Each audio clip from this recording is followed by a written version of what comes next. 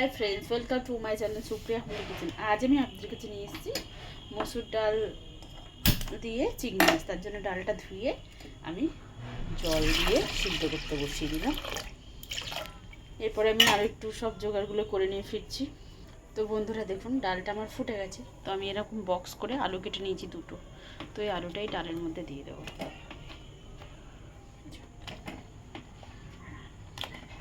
ডালের মধ্যে দিয়ে দিলাম, আর পেঁয়াজটা আর রসুনটা কেটে ফিরছি।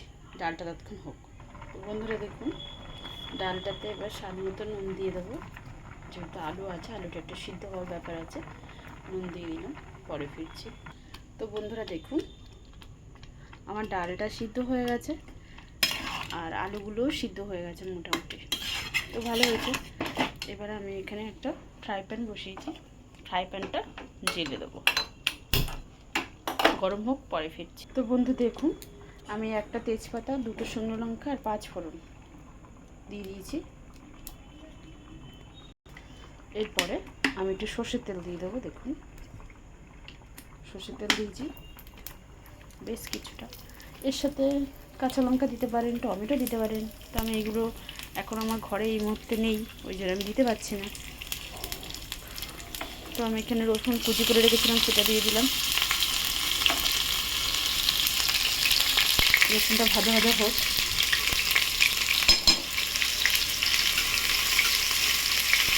গ্যাসটা আস্তে দিই। এতে আমি হলুদ দিয়ে দেবো। দিয়ে দিলাম, একটু নেড়ে দিলাম, সামান্য একটু হলুদ দিলাম। এবার এটার মধ্যে আমি দেখুন পেঁয়াজ কুচিয়ে রেখেছি, পেঁয়াজ কুচির মধ্যে দিয়ে দেবো।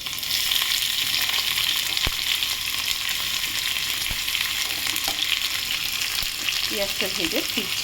তো দেখুন বন্ধুরা, এবার পেঁয়াজটা আমার ভাজা হয়ে গেছে। পেঁয়াজটা ভাজা হয়েছে, এবার চিংড়ি মাছটা আমি দিয়ে দেবো।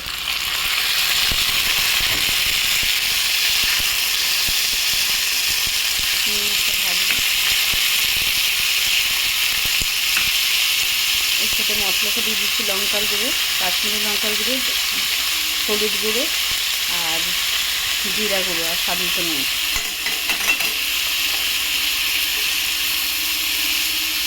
গ্যাসটা কম করে দিই, দিয়ে এটাকে ভেজে ফিরছি। তো দেখুন বন্ধুরা, চিংড়ি মাছটা আমার মোটামুটি ভাজা হয়ে গেছে। এবার আমি কী করবো, এটাই ডালটার মধ্যে দিয়ে দেবো। দিয়ে দিলাম। এটার মধ্যে একটু জল দিয়ে দেবো, যেহেতু ডালটা একটু জল দেবো।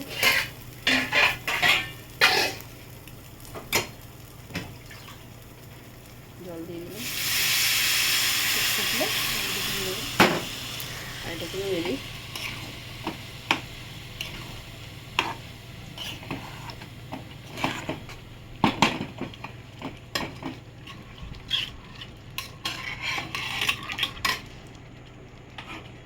ফুটুক জল। তো দেখুন বন্ধুরা, ডালটা এবারে, এই জলটা এবারে ডালের মধ্যে দিয়ে দেবো।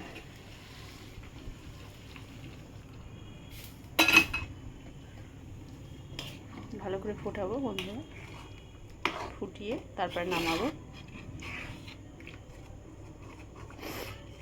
ফুটুক, পরে ফিরছি। তো দেখুন বন্ধুরা, ডালটা আমার ফুটে গেছে। এবারে আমি এর মধ্যে কী করবো, সামান্য একটু গরম মশলা দেবো আর সামান্য ঘি দেবো। সামান্যই দিলাম বন্ধুরা, নেড়ে চেড়ে ফিরছি।